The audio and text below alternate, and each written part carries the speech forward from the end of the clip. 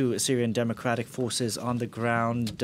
Foreign jihadi families have escaped from a camp in the city of Raqqa this past Sunday. France 24's James Andre has travelled numerous times to Syria and has visited the camp of Ain Issa. Thank you very much for joining us here on the set. Now, the French foreign minister, who is in Baghdad today, says the people who've escaped from this camp this past Sunday aren't such a big threat. Is he just playing down fears? Well, no, to be honest, he is right in a sense. I visited Ain Issa twice, actually. I visited once in June 2017 with my colleague Maïsa Awad from the Arabic desk, and then I went back on November of the same year with Abdallah Belkawi. And this is the camp.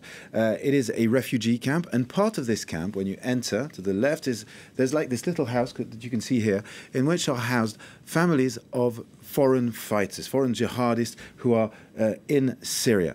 Now, these women, for most of them, are probably not the most dangerous. I'll explain to you why later on. But first, I'd like us to listen to what they had to say. This was back in November 2017. Obviously, the situation back then was different. It was when the Islamic State group was losing a lot of land, but it wasn't to the extent of the end of the battle in Bahrouz.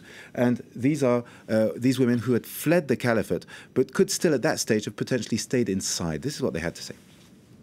I've been trying to leave for 2 years. Thank God I found someone to help me. When I came to Syria, I knew nothing about Daesh. I came with my husband. I'd lived in Spain for 5 years. Then we returned to Morocco for a year, and my husband told me he wanted to go back to Turkey for work. But when we got to Turkey, he said he was actually going to Syria and that there was no job in Turkey. I said, how can we go to Syria when the country is at war? There are planes bombing. He told me I could either follow him or go back to Morocco.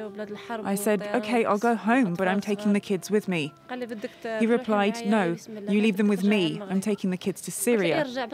How do you think you're going to take care of the kids in Syria without their mother, I told him. But he said he'd marry another woman who would raise them. They're my children. I couldn't leave them to another mother, so I crossed into Syria. I had no choice. But I'm going home. No matter what happens, I'm returning to Morocco. He said, when I die, return to Morocco. Well, he's dead.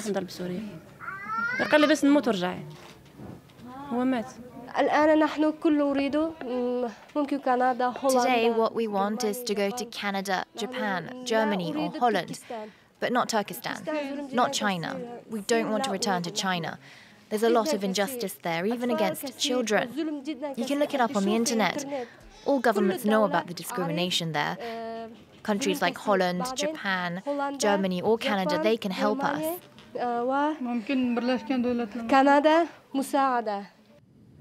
Yeah, so you see these two women. The first one basically says that she came with her husband and had no choice.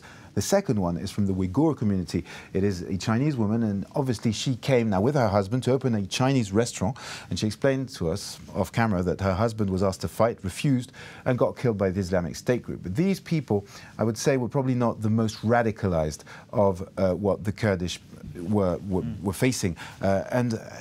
And indeed, the atmosphere there, I mean, there is a presence of the SAIS, the information, the intelligence of the Kurdish intelligence in the camp, but they let you walk around pretty freely, which is very different to what we saw here. And this is Al-Hol camp, where we filmed later on, and that was beginning of this year, 2019. Now, just talking about the Al-Hol camp, you visited there. Now, if people escaped from there, we'd be in a very different situation, wouldn't we?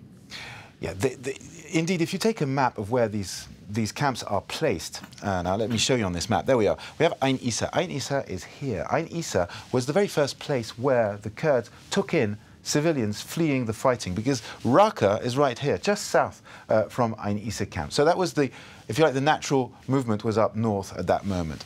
Then they opened other camps, which already existed. Actually, Al-Hol was already a refugee camp, and Roj also. But these two camps started housing the people fleeing the last phases of battle. And what we have here, of course, as you can see, geographically, they're much more to the east here, and much more inside Kurdish territory. And they're very close to the Iraqi border as well. So if you want to take some of these people out, it's much easier. So yes, the more battle-hardened, more radicalized women and families are here. And of course, there are other detention centers where the men, the fighters, are kept, and that is where the maximum risk is, of course. Now, we have heard reports that the Americans, for example, have taken their high-value targets out. For example, the French are probably working at the same thing, and this is what Jean-Yves Le Drian was probably brokering in Iraq today. We know he's trying to negotiate for there to be some sort of judicial cooperation with Iraq.